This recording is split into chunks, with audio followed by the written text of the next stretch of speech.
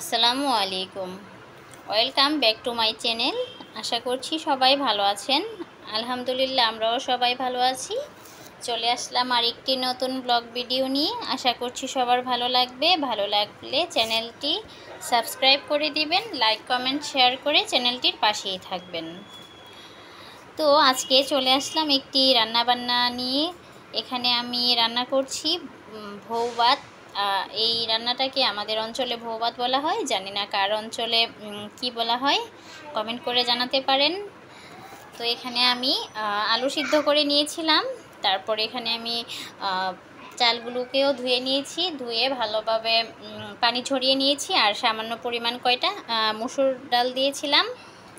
তো এখানে আমি একটা কড়াইতে পরিমাণ মতো তেল দিয়েছি। তারপর পেঁয়াজ কুচি দিয়ে কিছুক্ষণ ভেজে 1 চা চামচ আদা রসুনের পেস্ট দিয়েছিলাম, কিছুক্ষণ ভেজে নিয়েছি। আদা রসুনের কাঁচা ফ্লেভারটা চলে যাওয়ার পর আমি চালগুলো দিয়ে দিয়েছি। তারপর পরিমাণ মতো লবণ আর সামান্য পরিমাণ একটু হলুদ দিয়েছি, দিয়ে আমি ভালোভাবে চালগুলোকে ভেজে নেব। তো চালগুলোকে ভালোভাবে ভেজে নেওয়া হয়ে গেলে আমি এখানে পরিমাণ মতো পানি দিয়ে দিব। পরিমাণ মতো পানি দিয়ে আমি ঢাকনা দিয়ে ঢেকে দিব সিদ্ধ হওয়ার আগ পর্যন্ত। পানিটা কিছুটা টেনে আসছে, তো এখানে অল্প পরিমাণ পানি রয়েছে। আমি এখানে ভালোভাবে নেড়ে চেড়ে চালগুলোকে একটু একসাথে করে জড়ো করে দিব। পাশে আমার মেয়েরা খেলা করছে, তো ব্যাকগ্রাউন্ডে ওদের সাউন্ড আসতে পারে। প্লিজ কেউ সবাই ক্ষমা সুন্দর দৃষ্টিতে দেখবেন এই ব্যাপারটি, যেহেতু ওদেরকে নিয়ে আমার কাজ করতে হয়, সময় পাইনি অন্য সময়, সেই জন্যে আর কি ওদেরকে নিয়েই আমার ভয়েসটা দিতে হচ্ছে। তো যাই হোক, এখানে আমার রান্নাটা প্রায় হয়ে গিয়েছে। আমি এখানে ঢেকে দিয়েছিলাম আবারও। এই তো আবার আর একটু দেখছি যে পানি রয়েছে কি না। তো এই তো দেখেন একদম জর্জরা হয়ে গিয়েছে।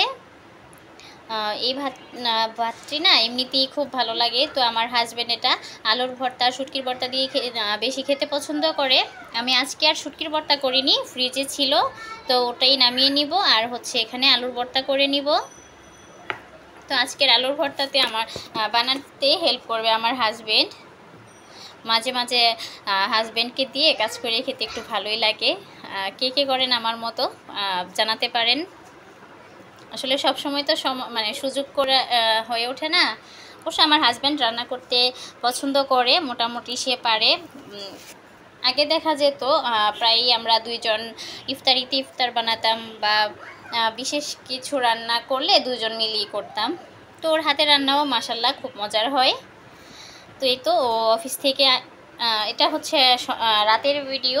তো আমি দিনের বেলা আর কোনো ভিডিও করিনি। ও অফিস থেকে এসে আলুর ভর্তাটা করে নিচ্ছে।